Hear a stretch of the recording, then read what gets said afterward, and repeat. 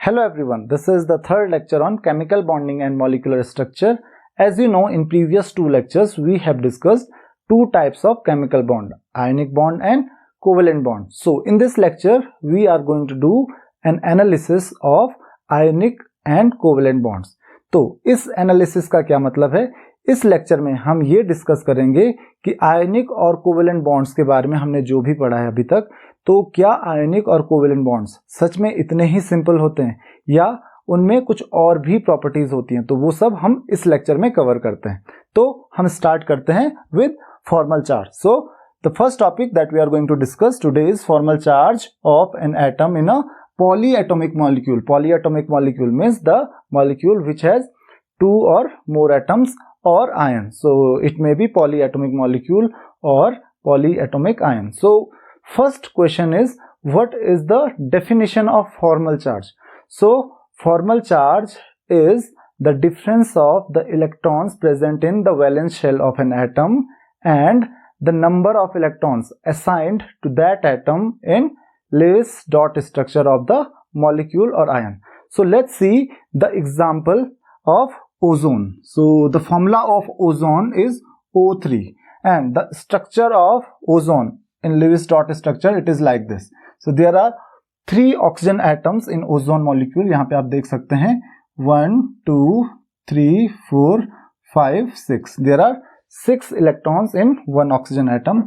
तो मान लेते हैं ये 2 इलेक्ट्रॉन्स इस ऑक्सीजन एटम के हैं और ये 2 इलेक्ट्रॉन्स इस ऑक्सीजन एटम के हैं और ये 2 इलेक्ट्रॉन्स भी इस ऑक्सीजन एटम्स के हैं. तो आउटर मोस्ट शेल में आपको पता है ऑक्सीजन एटम में 6 इलेक्ट्रॉन्स होते हैं. Then there will be one more oxygen atom.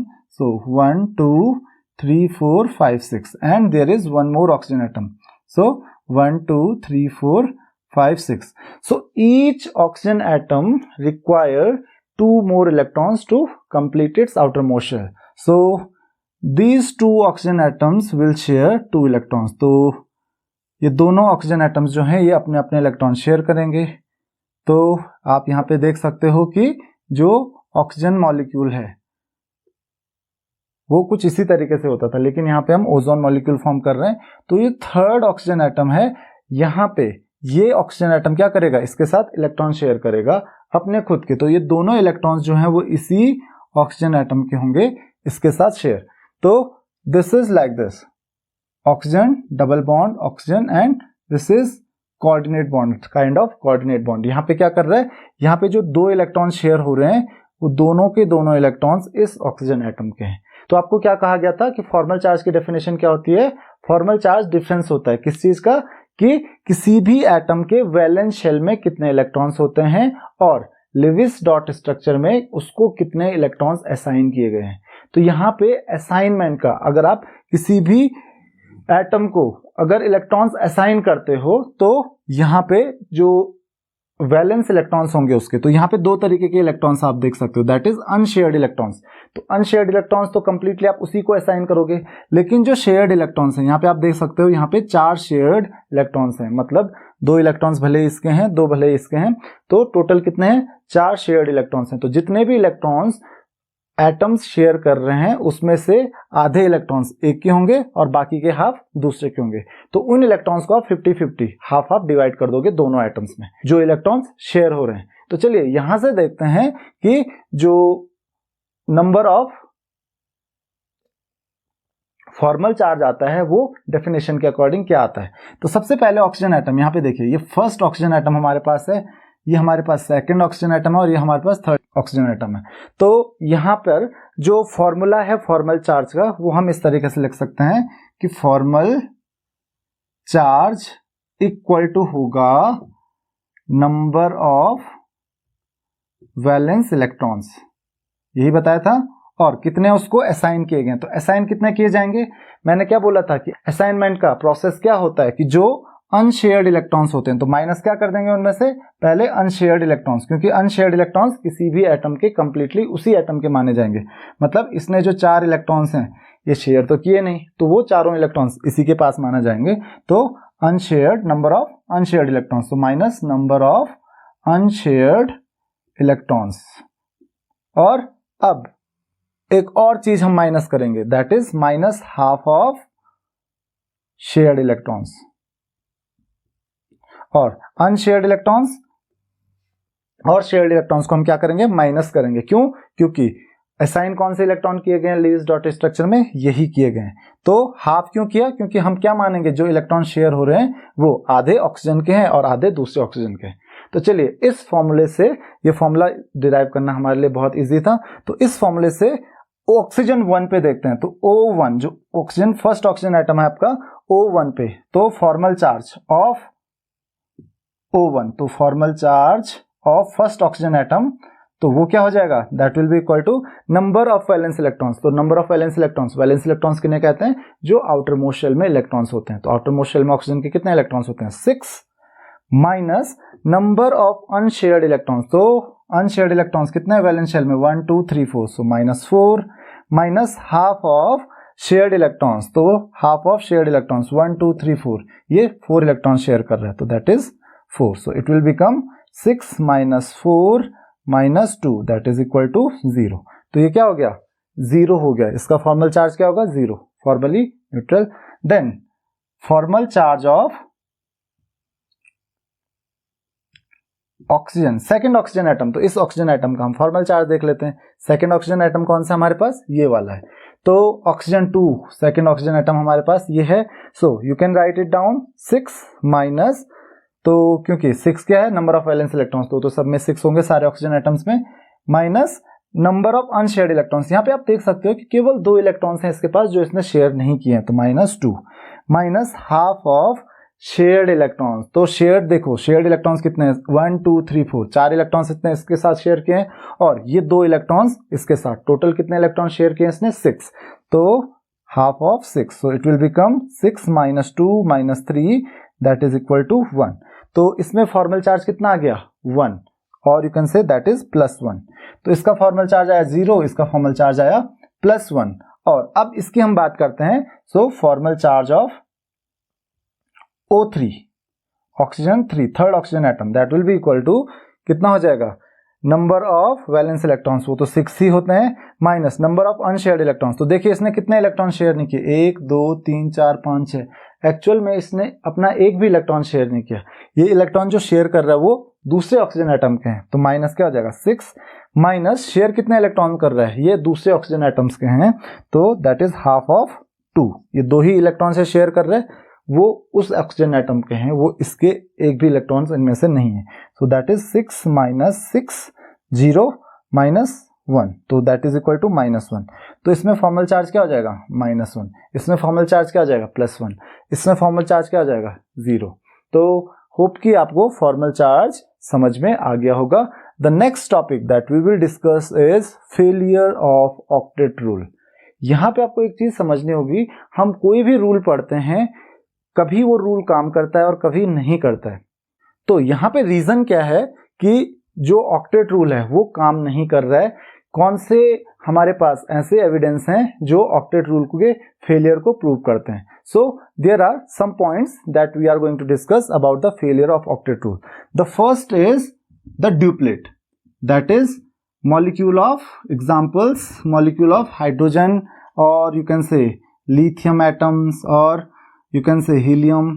तो अगर ऑक्टेट रूल की हम बात करें तो ऑक्टेट रूल क्या कहता है, ऑक्टेट रूल ये कहता है कि वैलेंस शेल में स्टेबिलिटी के लिए कितने इलेक्ट्रॉन्स होने चाहिए, वो होने चाहिए 8 इलेक्ट्रॉन्स। अब अगर हम हाइड्रोजन या हीलियम की बात करते हैं तो उनके लिए वैलेंस शेल क्या होती है, फर्स्ट शेल होती है। और अगर वैलेंस शेल फर्स्ट शेल होती है तो आपको पता है फर्स्ट शेल में 2 से ज्यादा इलेक्ट्रॉन्स तो हो नहीं सकते, तो 8 इलेक्ट्रॉन्स आएंगे कहां से जब 2 ही इलेक्ट्रॉन्स उसमें पॉसिबल हैं। सो ऑक्टेट रूल का फेलियर है ये।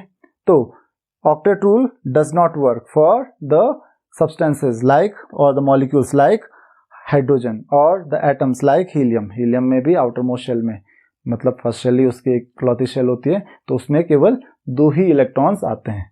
तो first point which does not support the octet rule। then one more proof that does not support the octet rule, that is some compounds like beryllium chloride or BF3।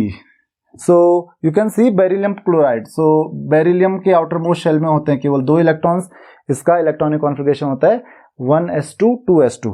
Chlorine के outermost shell में होते हैं 7 electrons, so 1 2 3 4 5 6 7 chlorine 1 2 3 4 5 6 7। तो अगर ये share भी करेगा beryllium तो यहाँ पे तभी भी केवल 4 ही इलेक्ट्रॉन्स हो रहे हैं। क्लोरीन के तो पूरे हो जा रहे हैं लेकिन बेरिलियम के पास केवल 4 ही इलेक्ट्रॉन्स हो रहे हैं। तो जब यहाँ पे 4 ही इलेक्ट्रॉन्स हो रहे हैं, अभी भी उसके इलेक्ट्रॉन्स कंप्लीट नहीं है, तो फिर ये मॉलिक्यूल फॉर्म करने का मतलब क्या है? उसको तो कोई जरूरत ही नहीं है इस मॉलिक्यूल को फॉर्म करने की, क्योंकि इस मॉलिक्यूल को फॉर्म करने के बाद भी उसकी जो आउटर मोस्ट शेल में जो इलेक्ट्रॉन्स हैं वो 8 अभी भी नहीं हो पा रहे हैं। तो उस हिसाब से तो ये अभी भी स्टेबल नहीं है। तो जब स्टेबल ही नहीं है तो ये मॉलिक्यूल फॉर्म करने का कोई रीजन ही नहीं है। सेम BF3 में भी होता है। बी यहाँ पे 1 2 3 बोरोन के एटम है और फ्लोरीन के आउटर मोस्ट शेल में होते हैं 7 इलेक्ट्रॉन। सो 1 2 3 4 5 6 7।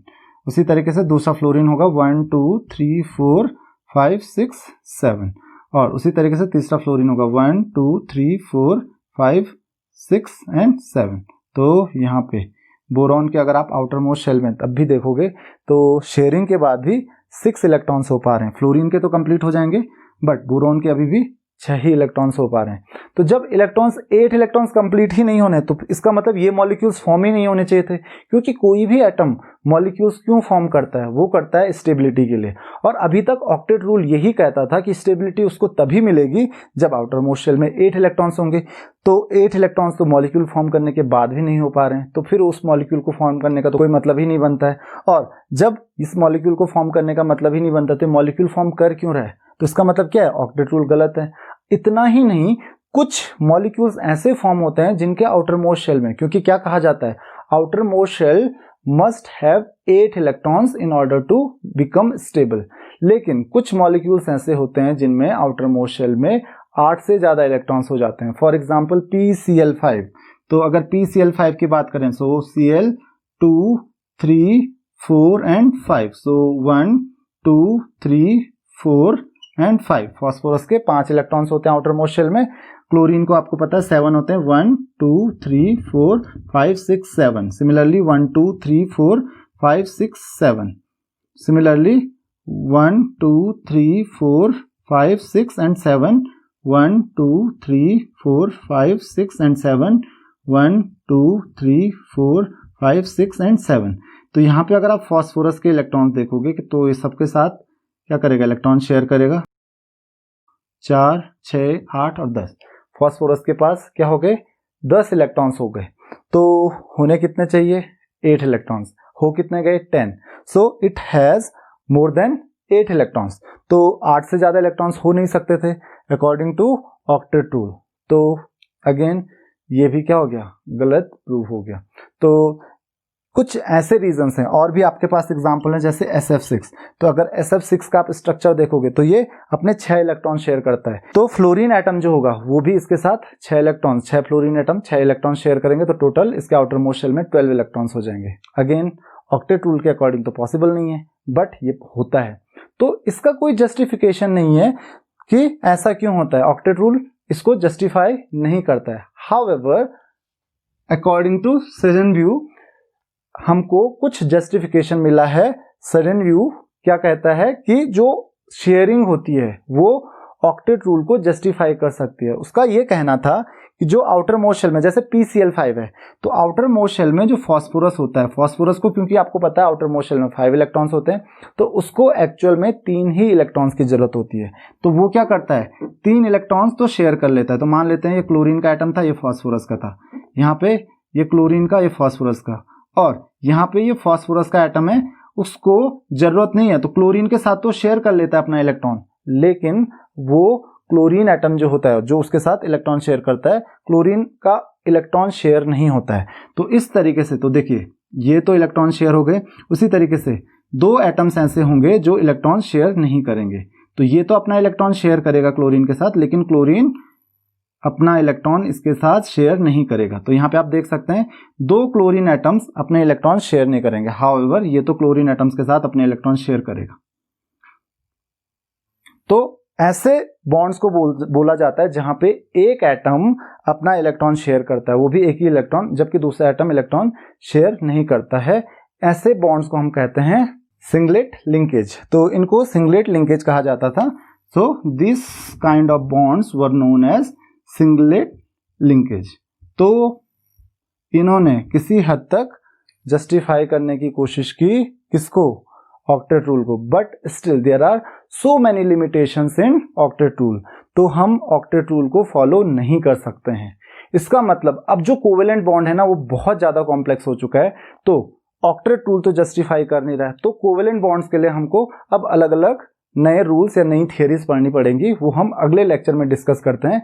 अभी हम नेक्स्ट टॉपिक पे पहुंचते हैं। सो the next topic is polarity in covalent bonds. तो जैसा कि मैंने कहा कि जो बॉन्ड्स होते हैं वो इतने सिंपल नहीं होते हैं जितने अभी हम समझ रहे थे, इसमें बहुत सारी चीजें होती हैं। So next topic that is polarity in covalent bonds. तो सबसे पहले हम पोलैरिटी को समझते हैं कि पोलैरिटी का मतलब क्या होता है। तो आपको एक एग्जांपल की हेल्प से मैं समझाता हूं। जैसे यहाँ पे एक मॉलिक्यूल है हमारे पास HCl, ये एक कोवेलेंट मॉलिक्यूल है। तो अगर ये कोवेलेंट मॉलिक्यूल है तो यहाँ पे शेयरिंग होगी, हाइड्रोजन को एक इलेक्ट्रॉन की जरूरत थी और क्लोरीन एटम को भी एक इलेक्ट्रॉन की जरूरत थी, बट क्लोरीन एटम को नहीं पता ये इलेक्ट्रॉन शेयरिंग हो रही है, हाइड्रोजन एटम को भी इस चीज से कोई मतलब नहीं है। क्लोरीन को एक इलेक्ट्रॉन की जरूरत है, हाइड्रोजन को भी एक इलेक्ट्रॉन की जरूरत है। यहां पर होगा क्या, एक टर्म आती है electronegativity. Electronegativity the tendency to attract the shared pair of electron. तो यहां पे जो एटम ज्यादा इलेक्ट्रोनेगेटिव होगा, देखिए हाइड्रोजन भी और क्लोरीन भी एक इलेक्ट्रॉन पेयर शेयर कर रहे हैं, दोनों सेम इलेक्ट्रॉन पेयर शेयर कर रहे हैं, लेकिन दोनों की टेंडेंसी क्या होगी, दोनों यही चाहेंगे ना कि वो इलेक्ट्रॉन पेयर शेयर ना होके उसके पास आ जाए। हाइड्रोजन भी ये चाहेगा कि ये दोनों इलेक्ट्रॉन्स इसके पास हों, क्लोरीन भी ये चाहेगा कि ये दोनों इलेक्ट्रॉन्स क्लोरीन के पास हों, लेकिन ऐसा हो नहीं पाता है। फिर भी जो एटम ज्यादा इलेक्ट्रोनेगेटिव होगा, मतलब जिस एटम की टेंडेंसी ज्यादा होगी उस इलेक्ट्रॉन पेयर को अपनी तरफ अट्रैक्ट करने की, वो इलेक्ट्रॉन पेयर उस एटम की तरफ हल्का सा शिफ्ट हो जाएगा। So this is the partial shifting of the shared pair of electrons towards the more electronegative atom. अब अगर ये इलेक्ट्रॉन पेयर जो शेयर हो रहा है इन दोनों के बीच में, ये अगर यहाँ पे कौन है, क्लोरीन ज्यादा इलेक्ट्रोनेगेटिव है, और ये शेयर्ड पेयर ऑफ इलेक्ट्रॉन्स अगर क्लोरीन की तरफ शिफ्ट हो गया तो उसकी वजह से एक प्रॉब्लम होगी। वो प्रॉब्लम क्या है कि उसकी वजह से, क्योंकि अब तो इक्वली शेयर हो नहीं रहा, क्लोरीन की तरफ वो पार्शियली शिफ्ट हो गया, तो उसकी वजह से, क्योंकि इलेक्ट्रॉन्स का चार्ज नेगेटिव होता है, तो क्लोरीन पे एक हल्का सा पार्शियल नेगेटिव चार्ज आ जाएगा और हाइड्रोजन पे एक पार्शियल पॉजिटिव चार्ज आ जाएगा। अब ये पार्शियल पॉजिटिव चार्ज है, ये बहुत कम पॉजिटिव चार्ज है, क्योंकि यहाँ पे इलेक्ट्रॉन्स की हल्की से शिफ्टिंग हो रही है, कंप्लीटली ट्रांसफर नहीं हो रहा है। So this is not a complete transfer, this is just a shifting. क्यों? क्योंकि क्लोरीन की टेंडेंसी अपनी तरफ इलेक्ट्रॉन पेयर्स को शेयर करने की है, लेकिन क्या हाइड्रोजन उस इलेक्ट्रॉन पेयर को जाने देगा? इतना इजीली तो जाने नहीं देगा, क्योंकि हाइड्रोजन को भी उस इलेक्ट्रॉन पेयर की जरूरत है। बट क्योंकि क्लोरीन की इलेक्ट्रोनेगेटिविटी ज्यादा है, क्लोरीन की टेंडेंसी ज्यादा है उसको अपनी तरफ अट्रैक्ट करने की, तो वो जितना अट्रैक्ट कर सकता है अपनी तरफ उतना तो करेगा ही। तो ये ज्यादा करता है, ये कम अट्रैक्ट करता है, ये उतना नहीं कर पाता है, तो क्या होगा, पार्शियली शिफ्ट होगा, कंप्लीटली जो ट्रांसफर है इलेक्ट्रॉन्स का वो नहीं होगा। तो इस वजह से जो चार्ज आएगा वो बहुत हल्का सा पॉजिटिव और हल्का सा नेगेटिव आएगा हाइड्रोजन एंड क्लोरीन एटम पे, and this is known as dipole. Dipole क्या होता है? Dipole is a system in which two opposite and equal charges are separated by a distance. अगर दो इक्वल और अपोजिट चार्जेस है, obviously यहाँ पे जितना नेगेटिव चार्ज होगा यहाँ पे उतना ही पॉजिटिव चार्ज अपीयर हो जाएगा। तो जब दो इक्वल एंड अपोजिट चार्ज किसी स्मॉल डिस्टेंस से सेपरेट होते हैं, that is known as dipole. So we will discuss dipole later. तो इसको हम कहते हैं डाइपोल। तो यहाँ पे एक डाइपोल क्रिएट हो जाता है, and such compounds are known as polar covalent compounds. यहाँ पे इन कंपाउंड्स को कहते हैं पोलर कोवेलेंट कंपाउंड्स। अब देखिए, आपको एक चीज तो समझ में आ गई होगी कि ये पोलैरिटी कब डेवलप होगी, कंपाउंड्स पोलर कब होंगे। पोलर तब होंगे कंपाउंड्स जब एक एटम जो है, जो इलेक्ट्रॉन शेयर कर रहे हैं उनमें से एक एटम क्या है, बहुत ज्यादा इलेक्ट्रोनेगेटिव होता है, जबकि दूसरा उतना इलेक्ट्रोनेगेटिव नहीं होता है। तो इसकी वजह से क्या होगा, जो शेयर्ड पेयर ऑफ इलेक्ट्रॉन है वो उस एटम की तरफ शिफ्ट हो जाएगा जो ज्यादा इलेक्ट्रोनेगेटिव है, और उस पे पार्शियली नेगेटिव चार्ज, थोड़ा हल्का सा नेगेटिव चार्ज अपीयर हो जाएगा, जबकि दूसरे एटम पे उसकी वजह से पार्शियली पॉजिटिव चार्ज अपीयर हो जाएगा। तो यहाँ पे ऐसे एलिमेंट्स, ऐसे एटम्स के बीच में बनता है एक पोलर कोवेलेंट बॉन्ड। तो अब कोवेलेंट बॉन्ड को हमने दो तरीके से क्लासिफाई कर दिया, one is polar and other is non polar. Non polar बनता है जब दो एटम्स जो होते हैं जो इलेक्ट्रॉन पेयर शेयर कर रहे हैं उनकी इलेक्ट्रोनेगेटिविटी सेम होती है। जैसे हाइड्रोजन मॉलिक्यूल या क्लोरीन मॉलिक्यूल में, तो अगर आप क्लोरीन मॉलिक्यूल या H2 मॉलिक्यूल की बात करें तो यहाँ पे ये शेयर्ड पेयर ऑफ इलेक्ट्रॉन है दो हाइड्रोजन एटम्स के बीच में। तो देखिए यहाँ पे इस हाइड्रोजन एटम की जो इलेक्ट्रॉन पेयर को अपनी तरफ अट्रैक्ट करने की टेंडेंसी है उतनी ही इस हाइड्रोजन एटम की भी है। तो यहाँ पे जो डिस्ट्रीब्यूशन होगा इन दो इलेक्ट्रॉन्स का वो इक्वली होगा, तो ना किसी पे पॉजिटिव चार्ज डेवलप होगा ना किसी पे नेगेटिव चार्ज डेवलप होगा। तो इसका मतलब क्या हुआ, ये क्या है, नॉन पोलर, क्योंकि यहाँ पे कोई डाइपोल क्रिएट नहीं हो रहा है, यहाँ पे क्रिएट हो रहा है डाइपोल।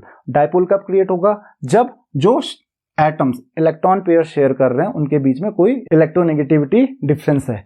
तो ये चीज मैंने आपको पिछले लेक्चर में बताई थी कि कोवेलेंट बॉन्ड फॉर्म करने के लिए बहुत ज्यादा इलेक्ट्रोनेगेटिविटी डिफरेंस नहीं होना चाहिए था, क्योंकि अगर बहुत ज्यादा इलेक्ट्रोनेगेटिविटी डिफरेंस हो जाएगा तो ये अपनी तरफ पूरा का पूरा इलेक्ट्रॉन पेयर अट्रैक्ट भी कर सकता है, और तब वो केस किसका होगा, आयनिक बॉन्ड का, ना कि कोवेलेंट बॉन्ड का। तो इसीलिए इलेक्ट्रोनेगेटिविटी डिफरेंस बहुत ज्यादा नहीं होना चाहिए। जब बहुत ज्यादा अगर हो गया तो वो आयनिक बॉन्ड भी फॉर्म कर सकता है। तो होप कि आपको ये पोलैरिटी समझ में आ गई होगी कि पोलैरिटी क्यों डेवलप होती है कोवेलेंट कंपाउंड्स में।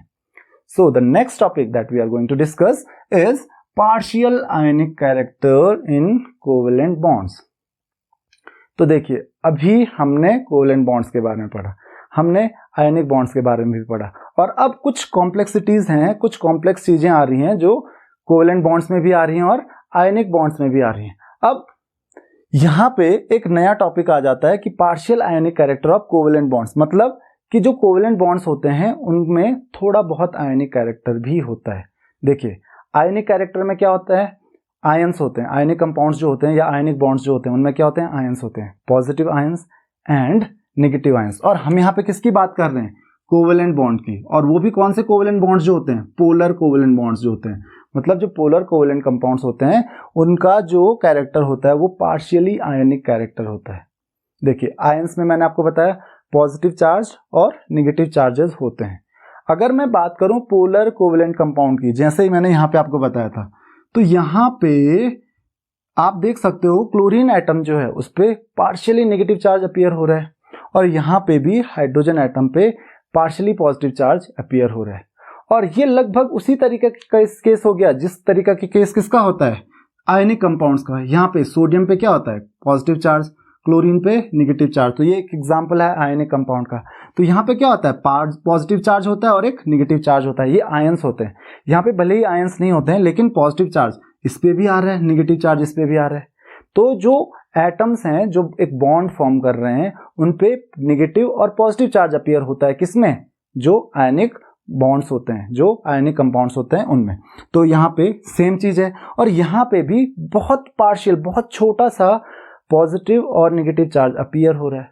तो ये थोड़ा बहुत बिहेव कर रहा है कि नहीं कर रहा है, किसकी तरह, आयनिक कंपाउंड की तरह। तो इसीलिए हम कहते हैं कि जो कोवेलेंट बॉन्ड्स होते हैं वो पार्शियली आयनिक कैरेक्टर शो करते हैं। कौन से covalent bonds, polar covalent bonds, वो क्या करते हैं, पार्शियली आयनिक कैरेक्टर शो करते हैं। आयनिक कैरेक्टर का मतलब आप समझ रहे होंगे, आयनिक बॉन्ड्स में होते हैं आयंस, मतलब पॉजिटिव और नेगेटिव आयंस। तो यहाँ पे एक जगह पे एक पॉजिटिव आयन होता है, उसके बगल में एक नेगेटिव आयन होता है। तो जो एटम्स या जो आयंस क्या फॉर्म कर रहे हैं, बॉन्ड फॉर्म कर रहे हैं, तो ऑब्वियसली एक पे पॉजिटिव और एक पे नेगेटिव होता है। यहाँ पे भी क्या हो रहा है, जिन एटम के बीच में इलेक्ट्रॉन्स शेयर हो रहे हैं, एक पे हल्का सा पॉजिटिव और हल्का सा नेगेटिव चार्ज अपीयर हो जाता है, लेकिन ये पॉजिटिव और नेगेटिव चार्ज जो अपीयर होता है वो बहुत कम होता है एज कंपेयर टू आयंस। तो इसीलिए हम क्या बोलते हैं इसको, पार्शियल। ये कंप्लीटली आयनिक बॉन्ड नहीं है, इसमें बहुत थोड़ा सा कैरेक्टर है आयनिक बॉन्ड का, बहुत थोड़ा सा ही बिहेव कर रहा है। अब यहाँ पे देखिए, ये पॉजिटिव और नेगेटिव चार्ज जितना ज्यादा अपीयर होगा किसमें, पोलर कोवेलेंट कंपाउंड में, ये जितना ज्यादा नेगेटिव या जितना ज्यादा पॉजिटिव होगा तो हम क्या कहेंगे कि उसका आयनिक कैरेक्टर क्या होगा, उतना ज्यादा होगा।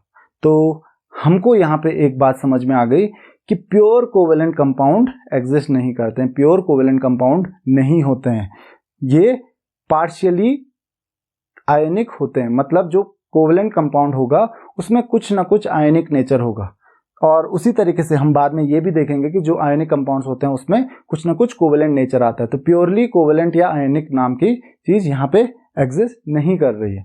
तो अगर हम बात करें नेक्स्ट टॉपिक की, दैट इज डाइपोल मोमेंट। अब ये डाइपोल मोमेंट का काम क्या है, डाइपोल मोमेंट क्या मेजर करने के काम आता है, डायपोल मोमेंट मेजर करने के काम आता है ionic character in covalent bond. कि मैंने अभी आपको बताया कि जो ये कोवेलेंट बॉन्ड्स होते हैं इनमें पार्शियल आयोनिक कैरेक्टर होता है। तो मैं कैसे मेजर करूंगा कि कौन सा कोवेलेंट बॉन्ड कितना आयोनिक कैरेक्टर शो कर रहा है। तो हो सकता है एक कोवेलेंट बॉन्ड में जो आयोनिक कैरेक्टर हो बहुत ही कम हो और दूसरे कोवेलेंट बॉन्ड में आयोनिक कैरेक्टर काफी ज्यादा हो। तो मैं कैसे मेजर करूंगा कि किसी भी कोवेलेंट बॉन्ड में आयोनिक कैरेक्टर ज्यादा है या किसी कोवेलेंट बॉन्ड में आयोनिक कैरेक्टर कम है। तो यहां पे एक चीज देखिए, जो डायपोल मोमेंट होता है इससे आपको पता चलता है। तो डायपोल मोमेंट जो होता है, dipole moment is equal to Q into R। Q और R का प्रोडक्ट होता है और ये जो Q और R होता है ये एक वेक्टर क्वांटिटी होती है। तो यहाँ पे देखिए डायपोल मोमेंट मैंने क्या बोला, Q इंटू R। Q क्या होता है, ये चार्ज जो पॉजिटिव और नेगेटिव चार्ज होता है किसमें, डायपोल में। तो या पॉजिटिव लीजिए नेगेटिव लीजिए, कोई सा भी चार्ज है, दैट इज Q। और R is the distance between the positive और नेगेटिव चार्ज। तो जो ये एटम्स होते हैं इनके बीच की जो बॉन्ड लेंथ होती है, ऑब्वियसली वही डिस्टेंस होगा पॉजिटिव और नेगेटिव चार्ज के बीच में। तो ये डिस्टेंस और Q इज चार्ज और डिस्टेंस का प्रोडक्ट। मतलब चार्ज जितना ज्यादा होगा डायपोल मोमेंट उतना ज्यादा होगा, और डायपोल मोमेंट जितना ज्यादा होगा उस कोवेलेंट कंपाउंड का जो आयोनिक कैरेक्टर है वो उतना ज्यादा होगा। तो डायपोल मोमेंट से मुझे पता चल जाता है कि किसी भी जो बॉन्ड है उसका आयोनिक कैरेक्टर कितना ज्यादा होगा। तो मैंने डायपोल मोमेंट बताया आपको दो चीजों पे डिपेंड करता है, एक R पे, R मतलब distance between these two atoms, bonding atoms के बीच का जो डिस्टेंस है दैट इज R। और Q क्या है, Q इज चार्ज। तो इसकी अगर हम SI यूनिट देखें तो SI यूनिट क्या होती है इसकी, SI यूनिट इज चार्ज की होती है कूलम और इसकी होती है मीटर। तो डायपोल मोमेंट की SI यूनिट क्या हो गई, कूलम मीटर। लेकिन इसके लिए अगर हम बात करें कूलम मीटर बहुत ही बड़ी यूनिट हो जाती है। इसकी जो वैल्यू आती है बहुत कम आती है। अगर हम कूलम मीटर के हिसाब से कैलकुलेट करें तो ये लगभग 10⁻⁻³ के ऑर्डर की आती है। तो इस ऑर्डर की ये यूनिट होती है। तो हम एक नई यूनिट यूज करते हैं इसके लिए, वो होती है डीबे, और इसको हम डिनोट करते हैं D से। तो आप बोल सकते हो 1 कूलम मीटर और 1 डीबे इज इक्वल टू होता है 3.3 इंटू 10⁻⁻30 कूलम मीटर। तो ये होता है 1 डीबे। तो हम जनरली जो यूज करते हैं यूनिट दैट इज डीबे। तो डीबे यूनिट हम यूज करेंगे। तो इस चीज का आपको ध्यान रखना है, हम SI यूनिट यहाँ पे यूज नहीं करते, हम कौन सी यूज करते हैं, डीबे। सो ये था आपका डायपोल मोमेंट। तो होप कि आपको ये बात समझ में आ गई होगी कि डायपोल मोमेंट का यहाँ पे यूज क्या है। डायपोल मोमेंट किस लिए यूज होता है, जो आयोनिक कैरेक्टर होता है किसमें, कोवेलेंट कंपाउंड्स में, उसको मेजर करने के काम आता है कि कितना ज्यादा आयोनिक है। तो डायपोल मोमेंट जितना ज्यादा होगा आयोनिक कैरेक्टर उतना ज्यादा होगा। तो एक चीज तो आपको पता चल गई कि जो कोवेलेंट कंपाउंड्स होते हैं वो प्योरली आयोनिक नहीं होंगे, उनका कुछ ना कुछ डायपोल मोमेंट होगा, और डायपोल मोमेंट अगर 0 होगा तभी जाके वो क्या होंगे, प्योरली कोवेलेंट होंगे। अब नेक्स्ट टॉपिक पे आ जाते हैं हम, that is ionic bond as an extreme case of polar covalent bond। तो अगर हम जो पोलर कोवेलेंट बॉन्ड है उसमें हम आयोनिक कैरेक्टर ढूंढ रहे हैं, तो हम आयोनिक बॉन्ड में भी तो पार्शियल पोलर कोवेलेंट कैरेक्टर ढूंढ सकते हैं। तो वही चीज है कि एक्सट्रीम केस है किसका, पोलर कोवेलेंट बॉन्ड का।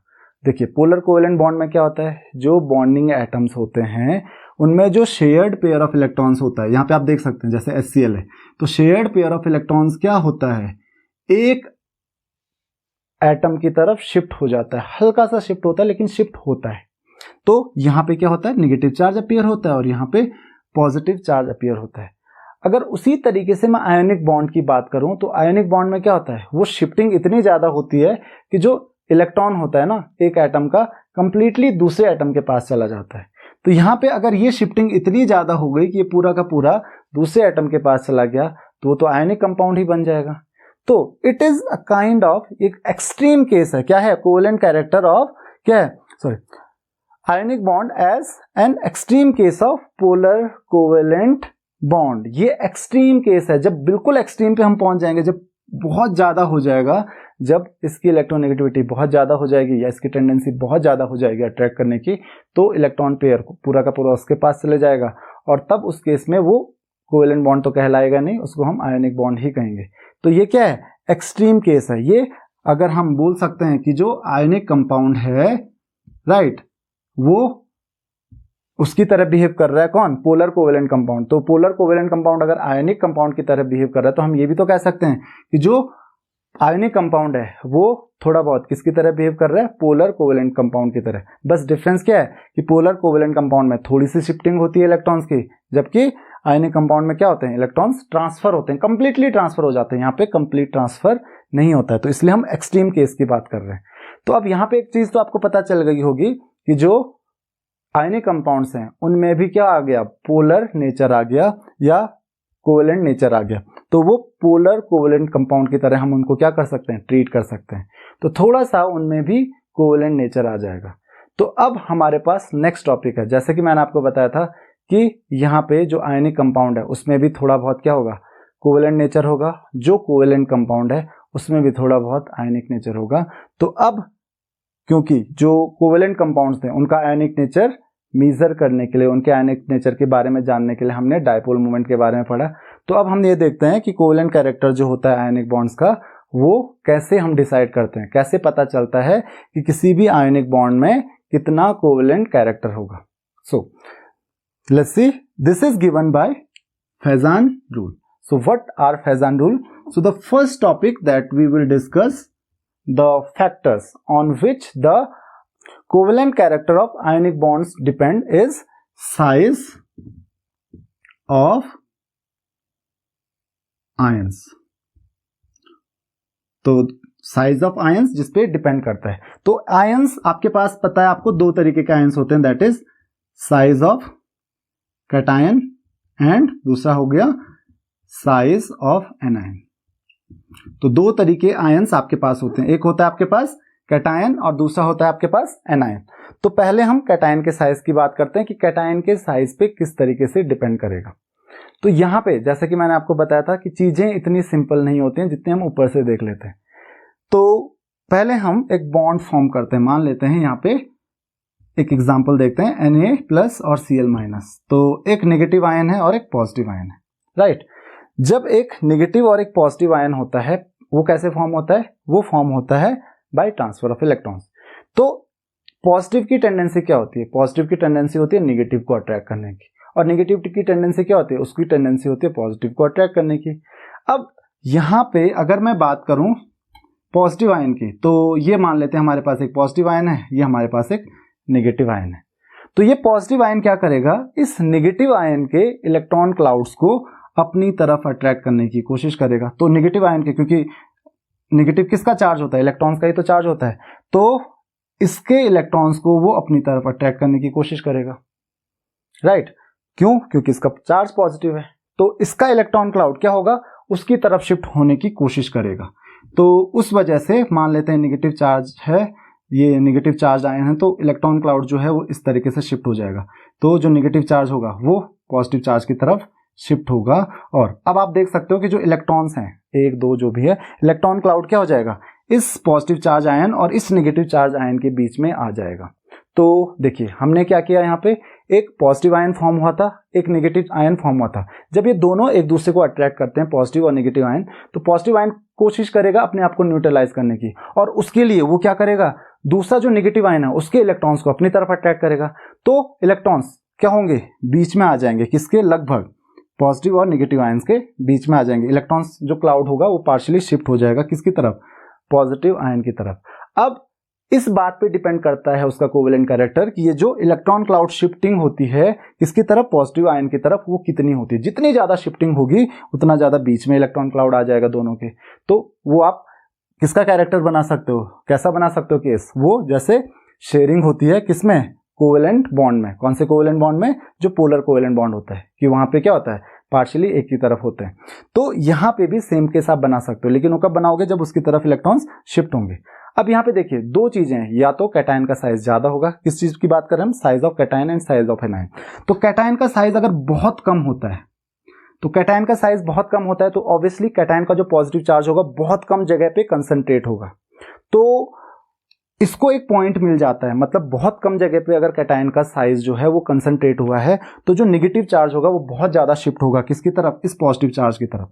क्योंकि अगर ये चार्ज मान लेते हैं पॉजिटिव आयन बहुत बड़ा होता है, तो बहुत बड़ा होता है तो ये क्या होगा, उसकी तरफ एक पॉइंट की तरफ कंसंट्रेट नहीं हो पाएगा। तो इसीलिए ये साइज पे डिपेंड करता है, जितना कम साइज होगा कैटायन का उतना ज्यादा वो क्या करेगा, इलेक्ट्रॉन क्लाउड को अट्रैक्ट करेगा। तो इसका मतलब क्या हो गया, उसका कोवेलेंट कैरेक्टर उतना ज्यादा होगा।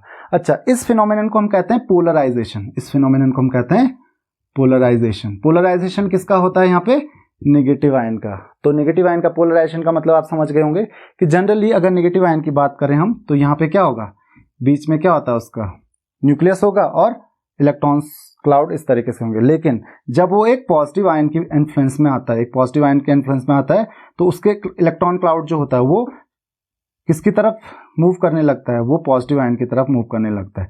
इसको हम कहते हैं पोलराइजेशन। तो नेगेटिव चार्ज इधर ज्यादा होगा, इधर थोड़ा सा पॉजिटिव चार्ज, तो ये विद इन द आयन हो रहा है, विद इन नेगेटिव आयन हो रहा है। तो पोलराइजेशन जितना ज्यादा कर पाएगा कैटायन, पोलराइजेशन जितना ज्यादा होगा उतना ज्यादा उसमें कोवेलेंट कैरेक्टर डेवलप होगा। तो कैटायन का साइज जितना कम होगा पोलराइजेशन उतना ज्यादा होगा, और पोलराइजेशन जितना ज्यादा होगा कोवेलेंट कैरेक्टर उतना ज्यादा होगा। Fajans rule. Second is size of anion. तो अब साइज ऑफ एनायन पे कैसे डिपेंड करता है, देखिए एनायन का क्या काम है। एनायन में जो न्यूक्लियस होगा वो क्या करेगा, जो अपने इलेक्ट्रॉन्स है उनको अपनी तरफ अट्रैक्ट करने की कोशिश करेगा। जितना ज्यादा वो होल्ड करके रख सकता है उतना डिफिकल्ट होगा कैटायन को उन इलेक्ट्रॉन्स को अपनी तरफ अट्रैक्ट करना। तो होल्ड करके कब रखेगा, जब एनायन में जो इलेक्ट्रॉन्स होंगे वो न्यूक्लियस के क्लोज होंगे, मतलब एनायन का साइज कम होगा। एनायन का साइज जितना कम होगा इलेक्ट्रॉन्स न्यूक्लियस के उतने क्लोज होंगे, तो कैटायन के लिए उन इलेक्ट्रॉन्स को अट्रैक्ट करना उतना डिफिकल्ट होगा, पोलराइजेशन कम होगा और जो कोवेलेंट कैरेक्टर है वो कम होगा। लेकिन अगर एनायन का साइज बहुत ज्यादा हो जाता है, तो एनायन का साइज ज्यादा होने की वजह से क्या होगा, जो आउटर मोस्ट शेल में इलेक्ट्रॉन्स होते हैं उनको होल्ड करना क्या होता है, थोड़ा डिफिकल्ट हो जाता है। तो जैसे जैसे एनायन का साइज इंक्रीज होता रहेगा न्यूक्लियस को इलेक्ट्रॉन्स को होल्ड करना डिफिकल्ट होता जाएगा, मतलब कैटायन के लिए उन इलेक्ट्रॉन्स को अपनी तरफ अट्रैक्ट करना उतना इजी होता जाएगा और पोलराइजेशन बढ़ता जाएगा। पोलराइजेशन बढ़ने की वजह से कोवेलेंट कैरेक्टर भी बढ़ता जाएगा। तो अगर साइज ऑफ एनायन क्या होता है, इंक्रीज होता है, तो उसकी वजह से कोवेलेंट कैरेक्टर भी इंक्रीज होगा, और अगर साइज ऑफ कैटायन इंक्रीज होता है तो उसकी वजह से कोवेलेंट कैरेक्टर डिक्रीज होगा। तो ये दो पॉइंट्स बहुत इंपॉर्टेंट थे, साइज ऑफ कैटायन और साइज ऑफ एनायन। अब एक और फैक्टर होता है जिसपे ये जो कोवेलेंट कैरेक्टर होता है वो डिपेंड करता है, that is the electronic configuration. और एक और फैक्टर होता है, third is electronic configuration and one more factor that is dielectric constant of medium. तो अगर हम डाई इलेक्ट्रिक कांस्टेंट की बात करें, सो डाई इलेक्ट्रिक कांस्टेंट, तो ये क्या होता है, डाई इलेक्ट्रिक कांस्टेंट आप फिलहाल ये समझ सकते हो कि डाई इलेक्ट्रिक कांस्टेंट की वैल्यू जितनी ज्यादा होगी किसी मीडियम में उसमें चार्ज फ्लो होने की टेंडेंसी उतनी कम होगी। तो ऑब्वियसली डाई इलेक्ट्रिक कांस्टेंट जितना ज्यादा होगा कोवेलेंट कैरेक्टर क्या होता जाएगा, उतना कम होता जाएगा। और इलेक्ट्रॉनिक कॉन्फिगरेशन पे तो ऑब्वियसली डिपेंड करेगा, क्योंकि अलग अलग इलेक्ट्रॉनिक कॉन्फिगरेशन के अकॉर्डिंग जो कैटायंस होंगे उनके इलेक्ट्रॉन्स अट्रैक्ट करने की टेंडेंसी क्या होगी, वो अलग अलग होगी। So this is the covalent character of ionic bonds. तो इन दी एंड इसको समझने के लिए हम एक एग्जांपल देख लेते हैं। जैसे आपके पास एक कंपाउंड है कि अगर आपको बोला जाएगा कि NaCl, MgCl2 और AlCl3 इनमें से अगर पूछा जाए विच कंपाउंड हैज हाईएस्ट और लोवेस्ट आयोनिक कैरेक्टर, तो यहाँ पे देख सकते हैं आप जो एनायन है वो तो सेम है, तो कैटायन के किस चीज पे डिपेंड करेगा, साइज पे डिपेंड करेगा। तो कैटायन का साइज सबसे ज्यादा किस केस में है, यहाँ पे कैटायन का साइज सबसे ज्यादा है, यहाँ पे कम है और यहाँ पे और कम है। तो यहाँ पे पोलराइजेशन सबसे कम होगा, इसका आयोनिक कैरेक्टर सबसे ज्यादा होगा। यहाँ पे पोलराइजेशन सबसे ज्यादा होगा तो इसका आयोनिक कैरेक्टर सबसे ज्यादा होगा। There is one more thing जिस पे डिपेंड करता है, that is charge on cation. Charge on cation, cation के चार्ज पे भी डिपेंड करेगा। तो ये क्वाइट ऑब्वियस है, बहुत ऑब्वियस है कि कैटायन के चार्ज पे किस तरीके से डिपेंड करेगा। तो कैटायन का चार्ज जितना ज्यादा होगा, जो कैटायन होगा वो इलेक्ट्रॉन क्लाउड जो होगा किसका, एनायन का, उसको अपनी तरफ उतना ज्यादा अट्रैक्ट करेगा, तो पोलराइजेशन एनायन में उतना ज्यादा होगा, कोवेलेंट कैरेक्टर उतना ज्यादा होगा। तो यहाँ पे आप देख सकते हो इस पे +3 चार्ज होता है, इसमें +2 चार्ज होता है और इसमें +1 चार्ज होता है। तो इस चीज का भी आपको ध्यान रखना है कि चार्ज कैटायन का जो होता है उस पर भी डिपेंड करेगा। जितना ज्यादा कैटायन का चार्ज वो एनायन के इलेक्ट्रॉन्स को अपनी तरफ उतना ज्यादा अट्रैक्ट करेगा और उसकी वजह से पोलराइजेशन उतना ज्यादा होगा, कोवेलेंट नेचर उतना ज्यादा होगा। तो ये आप समझ सकते हो। अगर इसी तरीके से एक और एग्जाम्पल आ गया, यहाँ पे हम कैटायन अगर सेम रखें, फॉर एग्जाम्पल NaF NaCl और NaBr, तो इसमें से पूछा जाए कि किसमें सबसे ज्यादा कोवेलेंट कैरेक्टर होगा, तो मैंने क्या कहा था आपको कि कैटायन का साइज जितना ज्यादा होगा कोवेलेंट कैरेक्टर उतना कम होगा। तो कैटायन तो यहाँ पे सेम है। एनायन के बारे में क्या कहा था, एनायन का साइज जितना ज्यादा होगा कोवेलेंट कैरेक्टर उतना ज्यादा होगा। तो एनायन इसमें क्या है, एनायन का साइज सबसे कम है, इसमें थोड़ा ज्यादा है और इसमें थोड़ा और ज्यादा है, तो इसमें सबसे ज्यादा कोवेलेंट कैरेक्टर होगा, फिर इसमें और देन इसमें। तो आई होप कि आपको जो कोवेलेंट कैरेक्टर है वो समझ में आ गया होगा और सारे के सारे कॉम्प्लेक्सिटीज जितने भी होती हैं कोवेलेंट और आयनिक कंपाउंड्स में वो भी समझ में आ गई होंगी। If you have any queries you can ask your questions in comment section. Thank you very much.